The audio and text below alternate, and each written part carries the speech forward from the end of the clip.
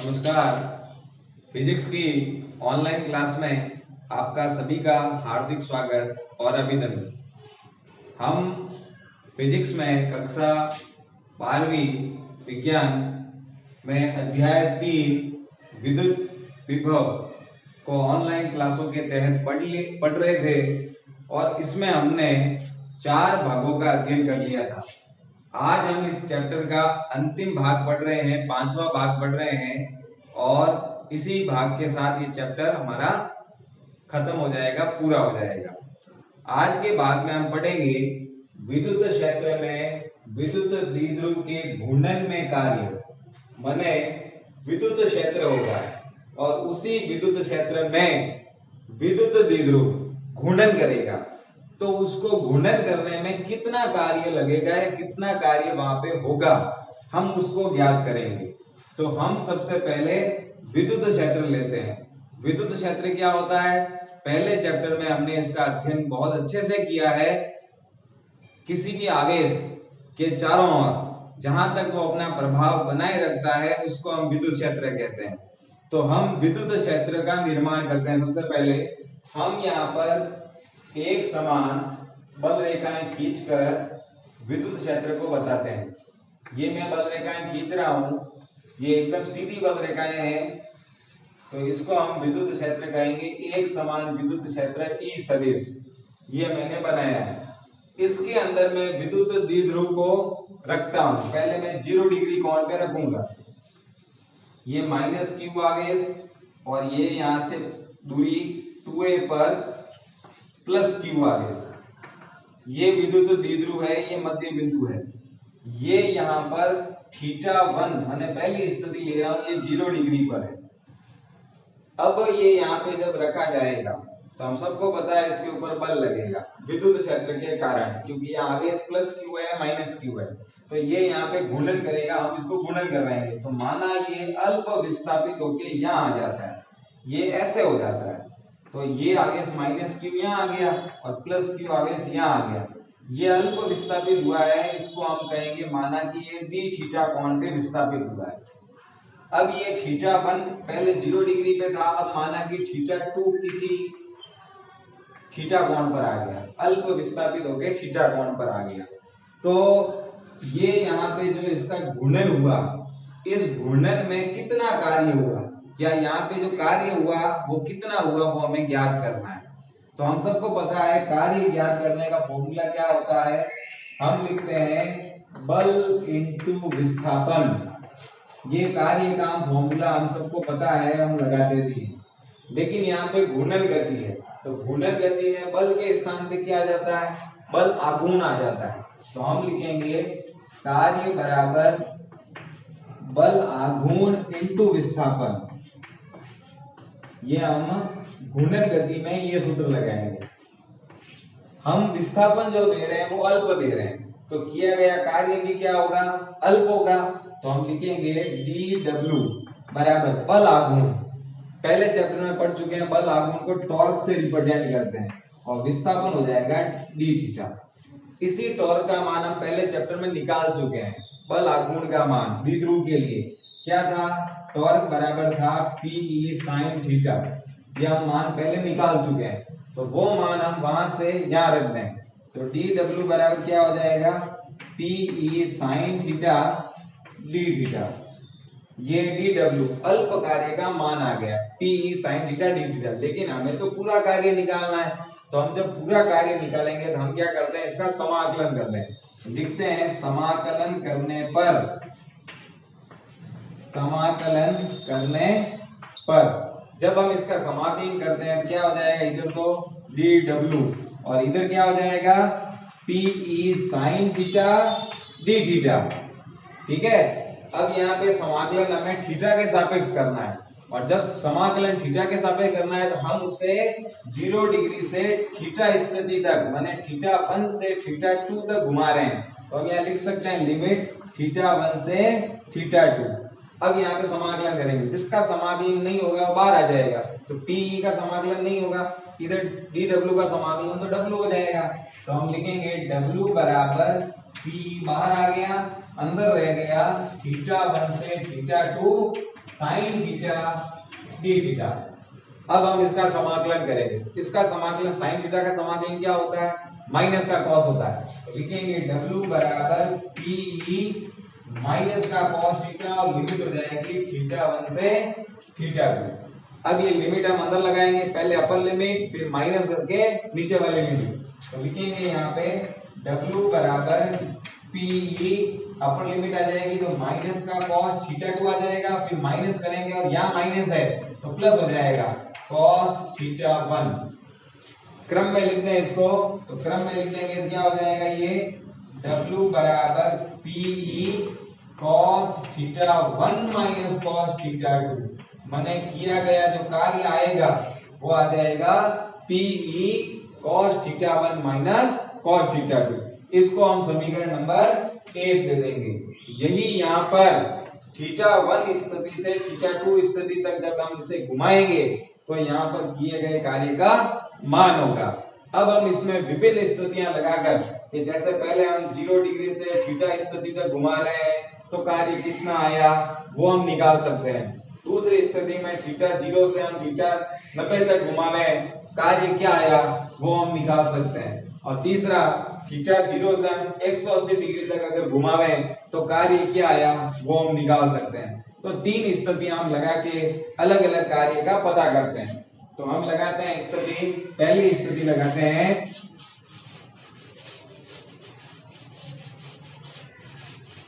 तो हम पहली स्थिति लिखते हैं यहाँ पे केस फर्स्ट, जब थीटा 1 बराबर 0 डिग्री और थीटा 2 का मान लिख देते हैं कोई थीटा कोण, माने हम 0 डिग्री से किसी कोण तक ले जा रहे हैं तो कार्य का मान क्या आएगा ये हम यहाँ पे रखते हैं। तो W का मान आ जाएगा W बराबर PE cos 0 degree minus cos theta degree. cos 0 degree का मान हम जानते हैं 1 होता है तो W बराबर हो जाएगा PE 1 माइनस cos थीटा। मतलब जब हम उसे 0 डिग्री से किसी कोण थीटा स्थिति तक घुमाएंगे तो किए गए कार्य का मान आ जाएगा W बराबर PE 1 माइनस cos थीटा। ये द्विध्रुव को समविद्युत क्षेत्र में घुमाने पर जो कार्य आएगा उसका मान हो जाएगा किसी थीटा कोण पर। तो ये पहला केस हो जाएगा। इसी प्रकार से हम दूसरा केस निकाल सकते हैं। तो लिखते हैं केस सेकंड, जब थीटा बराबर 0 डिग्री से हम थीटा 2 का मान ले लेते हैं 90 डिग्री तक, माने हम उसे 0 डिग्री से 90 डिग्री तक घुमाते हैं तो कार्य का मान कितना आएगा। तो हम जानते हैं हम जब यहाँ पे 0 रखेंगे थीटा 1 के स्थान पे 0 रखेंगे तो यहाँ पे cos 0 का मान तो 1 हो जाएगा, लेकिन जैसे ही यहाँ पे 90 रखेंगे तो cos 90 का मान 0 हो जाएगा, जिससे ये पद तो 0 हो गया, यही बचा। तो W का मान क्या आ जाएगा इस समय ओनली आ जाएगा PE। तो सेकंड केस में जब हम उसे थीटा बराबर 0 डिग्री से थीटा बराबर 90 डिग्री तक घुमाएंगे द्विध्रुव को तो किए गए कार्य का मान आ जाएगा PE। इसको समीकरण नंबर हमने 3 दे दिया आगे, पहला वो, दूसरा ये, तीसरा ये। इसी प्रकार से तीसरा केस एक और लगाते हैं, थीटा 0 डिग्री से थीटा 180 डिग्री तक घुमाते हैं। तो यहाँ पे लिखते हैं केस थर्ड। तो केस थर्ड हम जब लिखेंगे तो हो जाएगा केस थर्ड में थीटा बराबर 0 डिग्री से हम घुमा रहे हैं थीटा बराबर 180 डिग्री तक। पहला ले रहे हैं कोण 0 डिग्री, दूसरा ले रहे हैं 180। तो जब हम वो मान वहां रखेंगे तो W बराबर क्या आ जाएगा, देखो PE 0 के स्थान पर रखेंगे तो cos 0 डिग्री माइनस वहां रखेंगे तो cos 180 डिग्री। cos 180 डिग्री का मान -1 होता है तो यहाँ पे PE cos 0 का मान 1 और उसका मान -1 तो हो जाएगा +1। एक और एक जुड़ गया तो W बराबर कितना आ गया 2PE आ गया।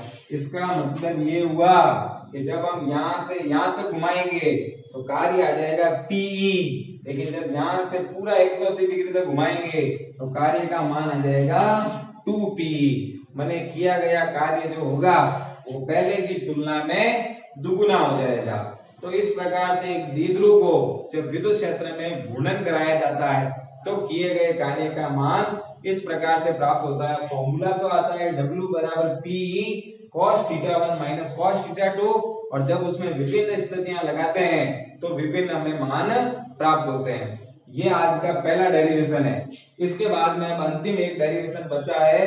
अगले डेरिवेशन का नाम है बाह्य विद्युत क्षेत्र में जब विद्युत द्विध्रुव को रखेंगे, बनाएंगे, उसकी स्थिति को बनाएंगे, तो उसके पास में ऊर्जा क्या होगी, स्थितिज ऊर्जा क्या होगी, वो डेरिवेशन हमारा रहेगा। तो हम आगे करते हैं अगला डेरिवेशन।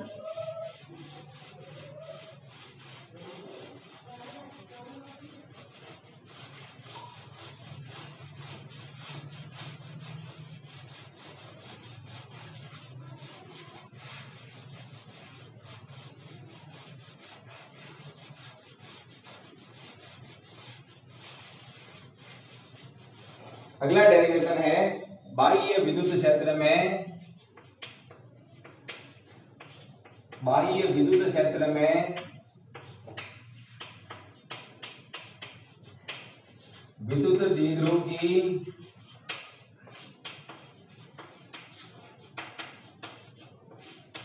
स्थितिज ऊर्जा,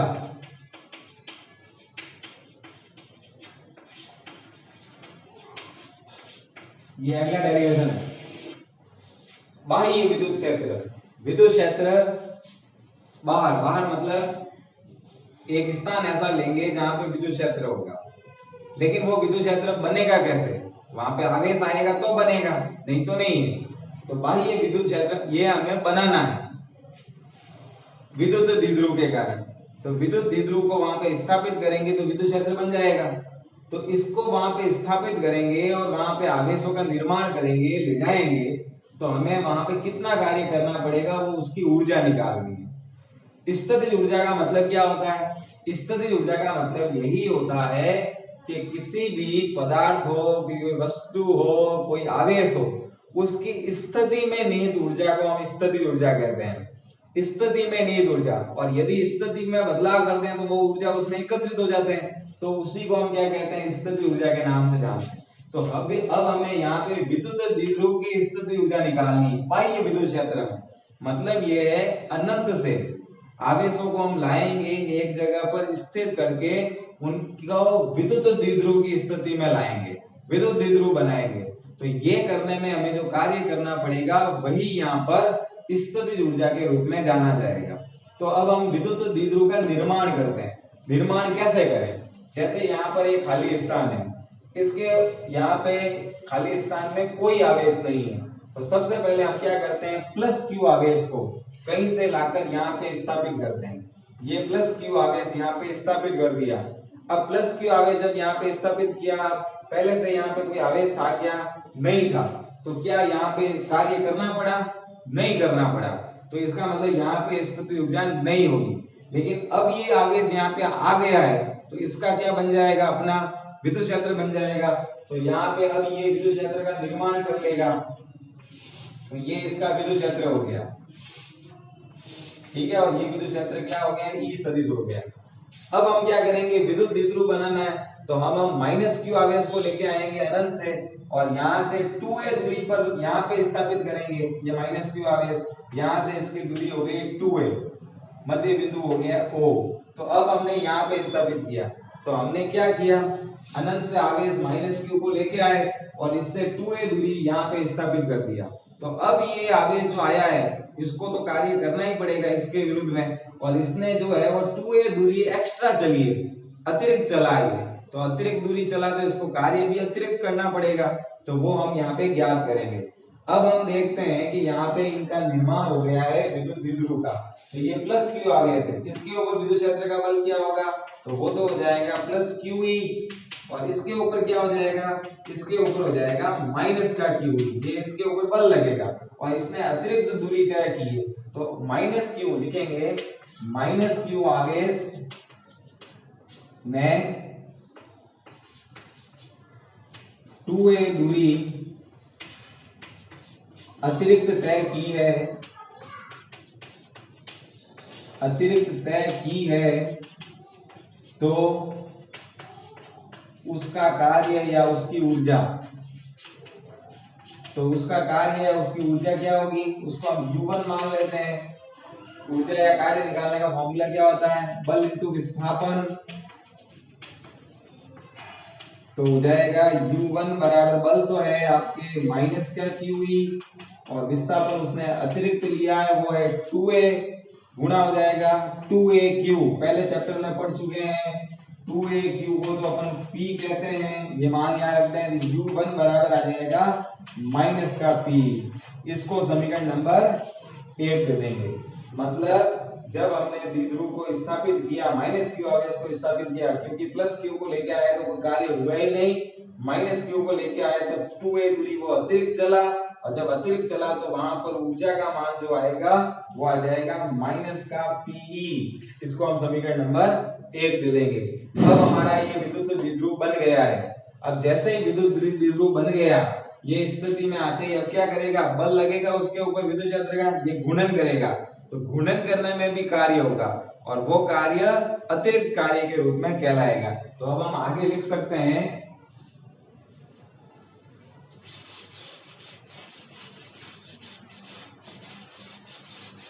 हम यहां पे लिख सकते हैं द्विध्रुव के गुणन से कार्य या फिर ऊर्जा, ये जो हो जाएगी ये अतिरिक्त ऊर्जा हो जाएगी, और ये हम पहले निकाल चुके हैं। जब वो थीटा 0 डिग्री से किसी कोण थीटा पे घूम जाता है ना, तो हमने निकाला कार्य क्या आया था वो पहले केस में Pe1 माइनस cos थीटा, ये आया था। तो जब वह गुणन करेगा किसी थीटा कोण पर, तो उसका ये कार्य अतिरिक्त कार्य होगा, वो ये था। ये तो स्थिति बनी तब, यह घुमा तब गुणन में। तो कुल ऊर्जा क्या हो जाएगी, कुल स्थिति ऊर्जा, तो अब लिखेंगे उसके पास में कुल स्थिति ऊर्जा हो जाएगी, वो हो जाएगी, दोनों को जोड़ देंगे तो U बराबर हो जाएगी U1 प्लस U2। दोनों को जोड़ देंगे, समीकरण 1 ये रहा, समीकरण 2 हो रहा। तो लिखेंगे U बराबर माइनस का Pe और यहाँ पे Pe1 माइनस cos थीटा। दोनों को जोड़ेंगे, पहले कोष्टक खोल देते हैं यहाँ से। तो जब हम कोष्टक खोलेंगे तो क्या हो जाएगा, जब हम कोष्टक खोलते हैं तो U बराबर माइनस का Pe प्लस इसका इससे गुणा तो Pe और इसका इससे गुणा तो माइनस का Pe cos थीटा। क्या हुआ, इससे ये कट गया तो U का मान क्या आ गया, U का मान आ गया माइनस का Pe cos थीटा। इसको हम समीकरण नंबर दे देंगे 3। मतलब द्विध्रुव को बनाया, फिर वो घूर्णन किया उसने अतिरिक्त कार्य के रूप में, तो कुल स्थिति ऊर्जा उसके पास में आई, वो आई U बराबर माइनस का Pe cos थीटा। इसको हम समीकरण नंबर 3 दे देंगे। यही जो है वो बाह्य विद्युत क्षेत्र में विद्युत द्विध्रुव की क्या हो जाएगी, स्थिति ऊर्जा हो जाएगी, माइनस का Pe cos थीटा, समीकरण नंबर 3। अब इसमें भी अपन विभिन्न स्थितियां लगाकर इसके अलग अलग मान निकाल सकते हैं। जैसे हम पहला मान निकालते हैं,